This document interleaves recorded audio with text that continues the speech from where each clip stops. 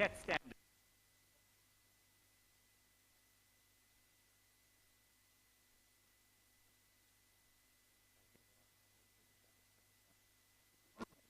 作为呢今天的主持人呢，我非常高兴呢，就是呢，Gaurav Gupta 和我们在一起，他是在孟买。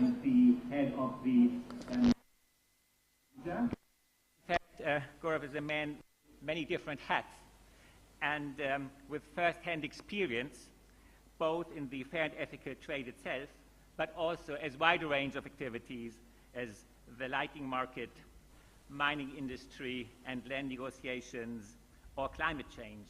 And I don't think I can do justice to him to introduce him, so I would like to pass the floor over to Gaurav as a moderator, and we are looking forward to the session. Thank you.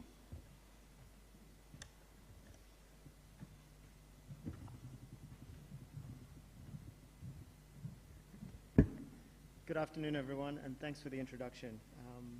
I just want to reiterate what Frederick was saying, that we should really get close. The closer you get, the panelists have told me they'll sign autographs after the session. So if we can, as many of you can move forward, that would be terrific. Now, I know it's one of the last days, and we've just had lunch, so I think we should kick this off with a bit of exercise. And how we're going to do that is we're going to do some voting, and you're going to vote with your bodies. So the votes will be a simple yes and no.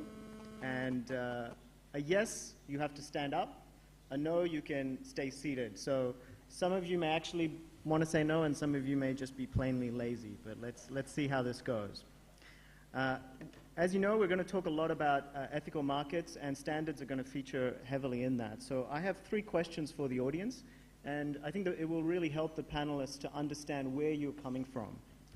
So first question, and granted these are a little ambiguous, but answer as best you can.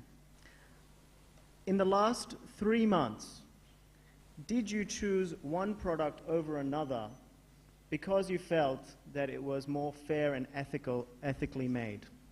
So stand up if in the last 3 months you chose a product for those reasons. Okay, very good. A second, maybe a little more controversial question here, especially for the panelists. How many of you trust the ethical and the fair labels that exist on products? So yes, if you have a reasonable or strong trust of such labels, stand up.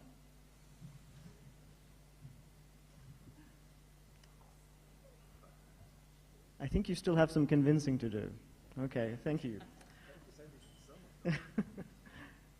Third question and final question, would you pay a premium of 10% or more for a product that you felt was fair and ethical?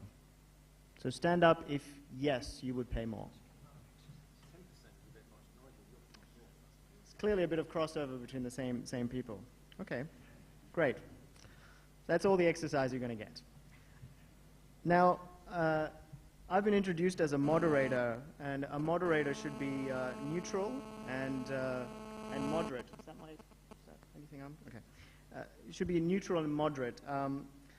Unfortunately, I will be anything but moderate, and the reason is because this is a very personal issue for me.